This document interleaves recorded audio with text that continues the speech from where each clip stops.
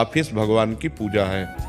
जो हम समाज की सेवा कर रहे हैं, जिस भी डिपार्टमेंट में हो आप, वो समाज के लिए ही है। समाज की सेवा भगवान की सेवा है। हमारी ऑफिस पूजा गृह है। हम अपनी ऑफिस में ईमानदारी से समाज के प्रति कैसे उनको सुख मिले, इस भाव का बर्ताव रखते हुए हम कोई व्यसन न करें, शराब न पिएं, मांस न खाएं, गंदे आचरण न करें, बेईमानी न करें, तो वही पूजा आपको भगवत प्राप्ति करा देगी। जो निरपेक्ष हैं, किसी से कोई अपेक्षा नहीं रखते, जो किसी के आगे हाथ नहीं फैलाते, भक्त कभी किसी से पैसा नहीं मांगेगा। अगर वो पैसा या अपनी किसी बात की फीस लेता है तो वो भक्त नहीं है, वो व्यापारी है।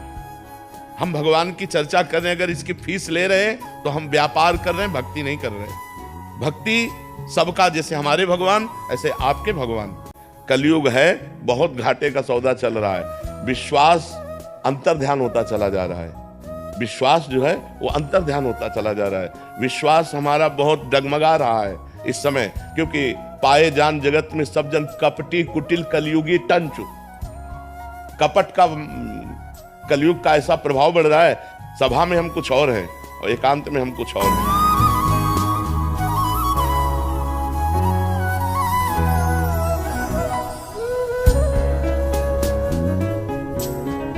जो भगवान शंकर की निंदा, भक्त की निंदा, हरि की निंदा, इनकी भारी दुर्गति होती है। इसलिए ये अपराध तो करना ही नहीं चाहिए। अगर भूल से हो गया है तो अगर वो भक्त जिंदा है तो उनके चरण पकड़ कर मनाओ। यदि जिंदा नहीं तो उनके लिए आसन डालो और उनकी छवि रखो और उनसे प्रार्थना करो कि मुझे क्षमा करो, वो क्षमा कर दें। और अगर सामने जाने की हिम्मत ना हो तो नहीं जाना चाहिए। सामने नहीं जाओगे तो नरक जाने की हिम्मत बना लो।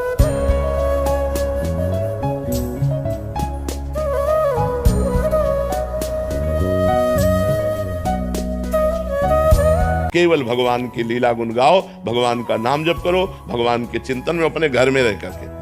कि भगवत प्राप्ति नंगे उघारे रहने से नहीं होती, भगवत प्राप्ति भूखे रहने से नहीं होती, भगवत प्राप्ति भटकने से नहीं होती, भगवत प्राप्ति चिंतन से होती।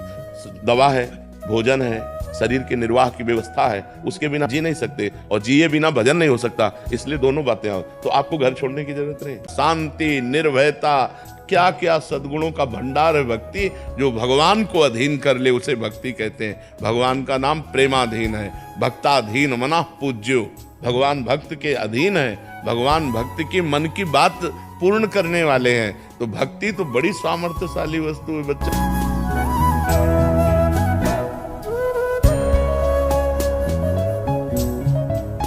हमारे जो सनातन धर्म में है, पहला कदम है ब्रह्मचर्य।